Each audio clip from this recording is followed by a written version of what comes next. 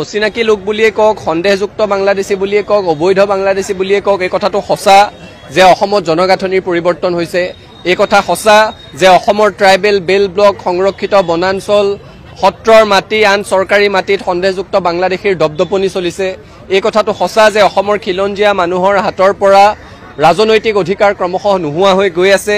এই কথাটো সঁচা যে অসমৰ বহুকেইখন জিলাত খিলঞ্জীয়া মানুহ এতিয়া সংখ্যালঘুত পৰিণত হৈছে।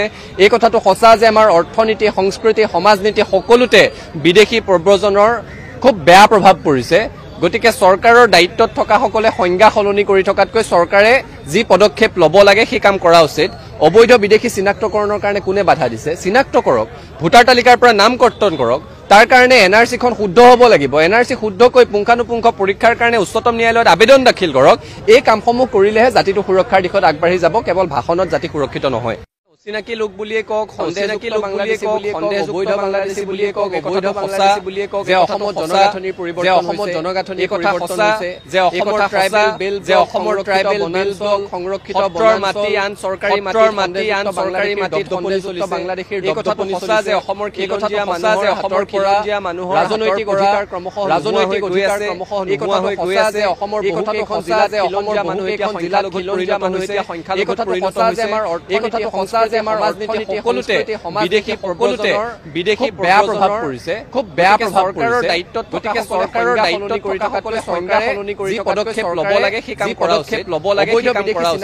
অবৈধ বিদেশী চিনাক্ত কৰক, ভোটাৰ তালিকাৰ পৰা নাম কৰ্তন, ভোটাৰ তালিকাৰ পৰা কাৰণে এনআৰচিখন শুদ্ধ হ'ব লাগিব। এনআৰচিখন শুদ্ধ হ'ব লাগিব। এনআৰচি শুদ্ধকৈ উচ্চতম ন্যায়ালয়ত আবেদন দাখিল কৰক। এই কামসমূহ কৰিলেহে জাতিটো সুৰক্ষাৰ দিশত অচিনাকি লোক বুলিয়ে কক, চিনাকি লোক বুলিয়ে কক, সন্দেহযুক্ত বাংলাদেশী বুলিয়ে কক, অবৈধ বাংলাদেশী বুলিয়ে কক, এই কথা অসমত জনগাঁথনিৰ পৰিৱৰ্তন হৈছে।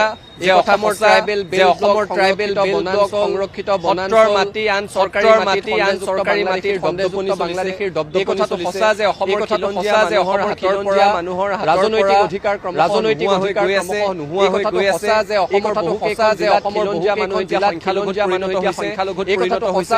এই কথাটো সঁচা যে আমাৰ সমাজনীতি, সংস্কৃতি, সমাজনীতি বিদেশী খুব বেয়া প্ৰভাৱ পৰিছে, খুব বেয়া প্ৰভাৱ চৰকাৰৰ দায়িত্ব। গতিকে চৰকাৰৰ দায়িত্ব সলনি কৰি থকা সংজ্ঞা সলনি কৰি যি পদক্ষেপ ল'ব লাগে, সেই পদক্ষেপ ল'ব লাগে।